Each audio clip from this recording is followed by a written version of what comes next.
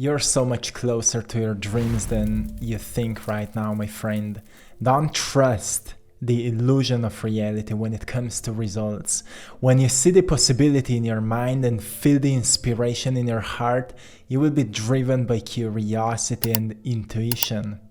And this is something that so many people miss because they think that they should just feel inspired when good things happen to them or when they experience results, or even this fact that they think they should feel inspired in order to move forward. Well, interesting thing about life is that often life gives you what you show up for. So when you're looking for motivation or for being inspired, why wouldn't you just start moving towards your goals and dreams, and then inspiration will find you?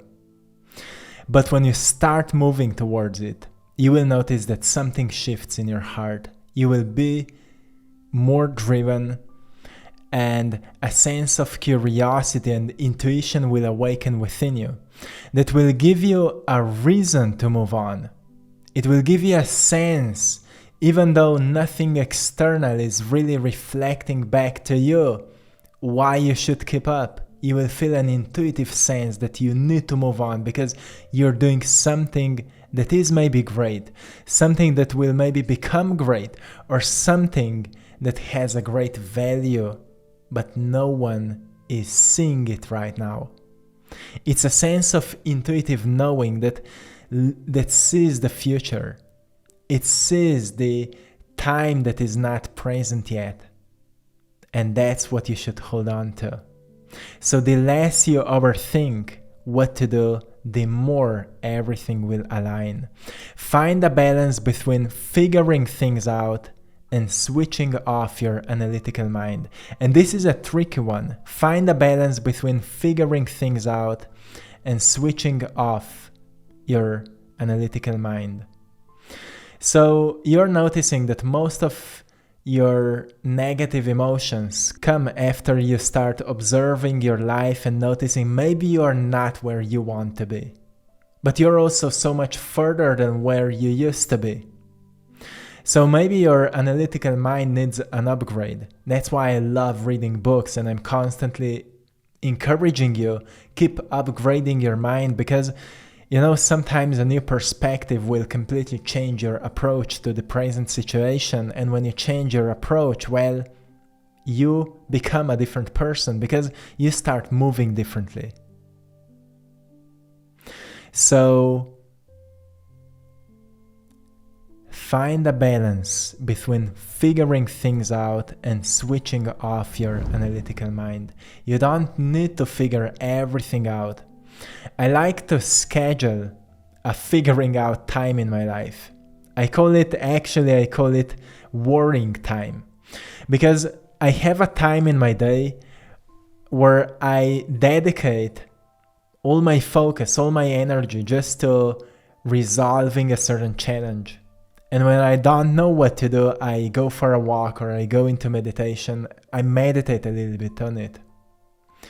But the reason that I'm having this worry time is so I know for myself I don't need to carry this worry all day long around, and I don't need to project it onto others. I have a scheduled time in a day where I'm only investing all my energy into resolving this challenge.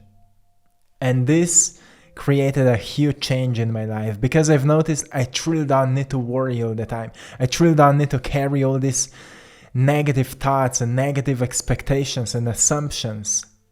I am the creator, so if I will be spending all my day in negative assumptions, guess what will happen, right? So this is a powerful reminder. Find a balance between figuring things out and switching off your analytical mind, because in the quietness of your inner world, all your needs are already met. And all you need truly is an intention. To move more intentionally, especially when you feel stuck. Don't wait Don't pray to God and then don't move anything. Like, don't pray and not moving, not changing anything. I'm here to remind you, my friend, today, that you're so much closer to where you're going. And I know how it is when we lose this sense of sight, sometimes not seeing where we are going. And this is a message for those who are feeling like that. Sometimes people come and say, why are you talking about this? Like, I'm good. Well, then it's not for you. This is for those of you who are somewhere where you're losing faith and maybe losing trust. That's a type of people that need this message right now. So if that's you, this message found you. Maybe you're this, 0.01% of people that need to hear this today. So if this found you, well, I hope you can take something from here. When you're losing sight of your future, know that your past took over. And if your past took over, then you start believing that your future will be equal to your past. And as long as you believe that, you will naturally not feel driven to change anything, because you will say, well, it's not worth it. You only find change worthy of being applied when you pick up a vision for the future that is bigger than your present challenges and struggles. And the thing is that most of you already know that, but the thing is also that it needs to be applied every single day. And I know that it's not often natural for us to be consistent with something that is so uncommon in the society. So I just feel a need to keep reminding you these things because, well, keeping up with what I'm valuing, keeping up with my principles, keeping up with doing what means a lot to me, keeping up with being focused on the path that is mine changed my life. And you've experienced that before. When something changes your life, well, you want to pass it on to others. So at whatever phase of your life you are right now, maybe you're at a phase of your life where everything is changing, where you're in this huge transition, changing a job, changing a business, maybe changing a big relationship. Maybe you've lost a person that was so dear to you, or maybe something huge happened to you. And I feel this because recently I've started feeling many changes happening in my life. Like just a few days ago, my grandfather passed away, and he was such a great guy, and he was my mentor when I was a kid. He was very, very precise doer with hands. He was a doer. He was like such a healthy guy, and I love him. He just passed away, and you know, when we have these moments in our lives, when we move through certain changes like that, we recognize, well, life is so valuable. And then we start reflecting what we got from this person, or from this thing, or from this job, or from this, I don't know, whatever experience. And we start noticing, look, if I would truly be more present there, I could learn so much. Like my grandfather taught me so much about how to fix something. For whole his life, he was working with his hands. And he started, I mean, he was able to do so many different things, to fix almost anything. And when I've started my freestyle mountain biking career, he was not into bikes, but he was always trying to help me to fix my bike when something was wrong. And you know, things are like that are valuable. And when I think about that, I always remind myself, how can I help someone else? How can I be valuable for someone else? And that's what leads us to purpose, right? You don't need to make a big thing out of it, but still you can be of service to someone. And that's why I said you're so much closer to your dreams than you think, but maybe your dream is something completely else. We think that our dream life is when we make this amount of money, or when we buy this dream car, or when that person will tell us that he or she loves us, or whatever. But what if your dream truly is just to be a bit happier, just to laugh a little bit more, and just to feel a bit more grateful? What if that is truly your dream life? And you've been focusing too much on what is not present, then you're not seeing what's already valuable in your life. That's why you're so much closer to your dream life, because your dream life truly is not what you will receive, it's how you experience life.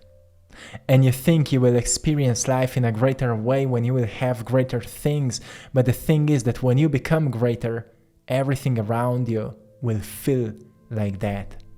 When you become greater. And isn't greatness something you find within that inspire you to adapt life to it? So what do I mean?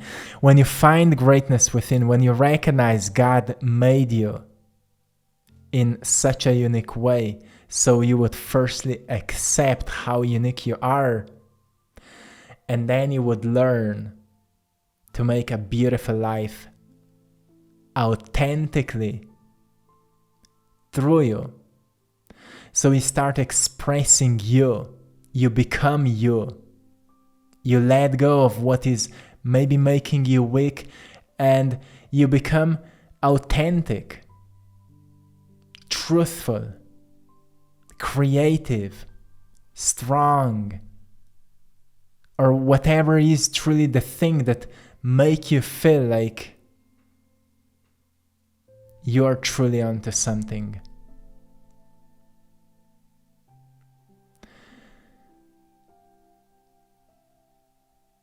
So I say, don't trust the illusions of reality when it comes to results.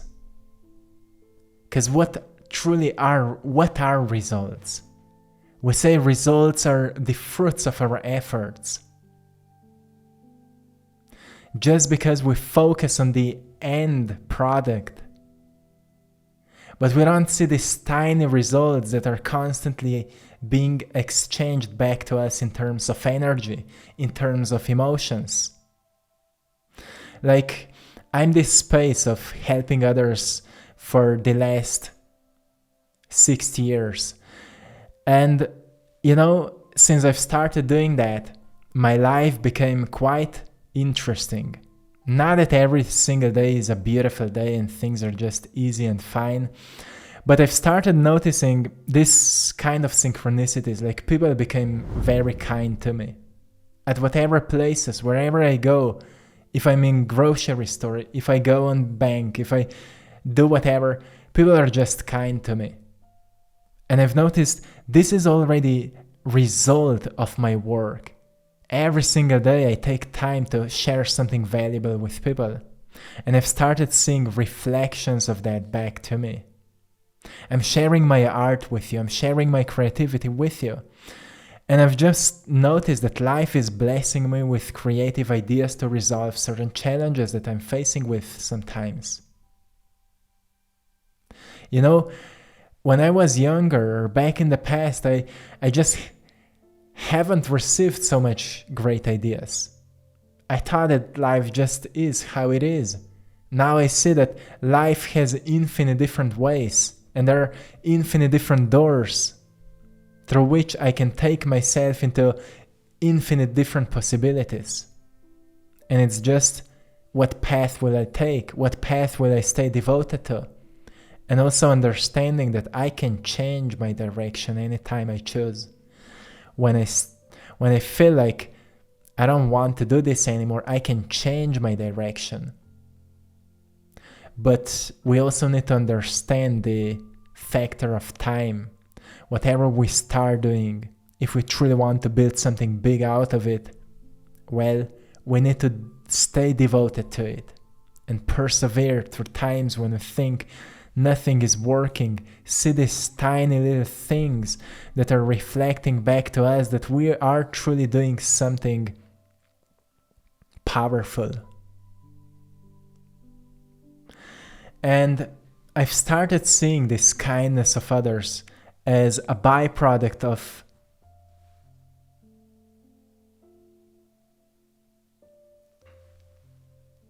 my work that I'm sharing. It's not like sometimes people say I've been kind to these people for all my life and they are misusing me. It's truly not kindness. It's a lack of boundaries. You've been not truly kind to them. You've been most probably pleasing them. Because nobody taught you how to set boundaries. Don't blame yourself. It's not your fault. But I see this kind of comments, and that's why I'm saying this.